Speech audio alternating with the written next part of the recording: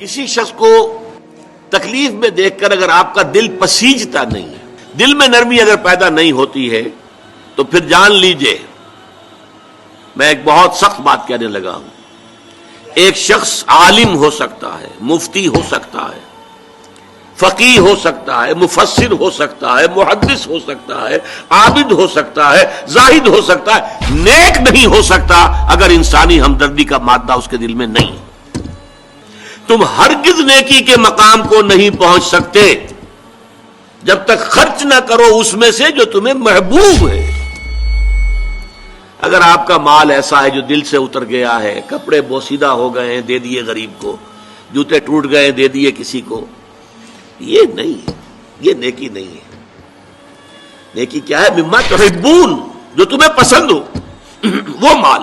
اپنے محبوب مال کو جب تک خرچ نہیں کرو گے اللہ کی رضا مندی کے لیے، اللہ کی رضا جوئی کے لیے، اس وقت تک نیکی کا مقام حاصل نہیں کر سکتے۔ اس میں ترتیب بھی لازمی ہے۔ سب سے پہلا حقدار جو ہے آپ کے نیک سلوک کا وہ آپ کے قرابت دار ہیں۔ عام طور پر قرابت داروں میں، قریبی رشتہ داروں میں شکر رنجیاں ہوتی ہیں۔ اب فلاں جو ہے، فرض کیجئے کہ کوئی چھوٹا بھائی فوت ہو گیا یا بڑا بھائی فوت ہو گیا ہے، اور دوسرا بھائی جو ہے اچھا ہے، جو فوت شدہ بھائی ہے اس کے حالات اب خراب ہیں، بیوہ ہے، بچے ہیں، کوئی ذریعہ معاش نہیں ہے، اور یہ شخص جو ہے وہ صاحب ثروت ہے، صاحب دولت ہے، یہ اوروں کو تو خیرات دے گا، اپنے یتیم بھانجا اور بتیروں کو نہیں دے گا۔ کیوں؟ انہوں نے یہ کیا تھا، انہوں نے یہ کیا تھا، انہوں نے فلاں وقت یہ کہہ دیا تھا، وہ بھابھی نے فلاں وقت جو ہے میرے ساتھ یہ معاملہ کیا تھا۔ اس حوالے سے شکر رنجیوں کی وجہ سے ان کو چھوڑ کر دور دراز جا کر ریوڑیاں بانٹی جائیں گی، لیکن جو اصل حقدار ہیں ان کو چھوڑ دیا جائے گا۔ اس کا تجزیہ کیجئے، اس کا مطلب ہے یہ اللہ کے لیے نہیں دیا جا رہا۔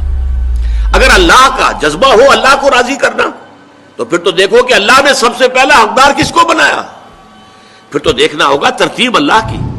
اللہ کی ترتیب میں تو آت المال علی حبہ ذوی القربى، ذوی القربى سب سے پہلے ہے، اس کے بعد یتامى ہے، مساکین ہے، وابن السبیل ہے، والسائلین ہے، وفی الرقاب ہے، لیکن اولین جو ہے ذوی القربى ہے۔ حدیث آتی ہے کہ حضور نے فرمایا جس نے اگر کسی سے محبت کی تو اللہ کے لیے محبت کی، کہ اللہ کو پسند ہے کہ اس سے محبت کی جائے، اور کسی سے بغض اور عداوت رکھی تو وہ بھی اس لیے کہ اللہ کو پسند ہے کہ اس سے بغض رکھا جائے، اور اگر کسی کو کچھ دیا تو اس لیے کہ اللہ کو اس کا دینا پسند ہے، اور کسی سے کچھ روکا تو اس لیے روکا کہ اللہ کو اس کا روکنا پسند ہے۔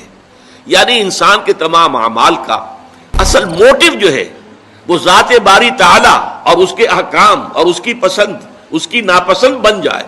اگر یہ ہو جائے تو ایسے شخص نے تو اپنے ایمان کی تکمیل کر لی، یہ کمال ایمان کا مقام ہے۔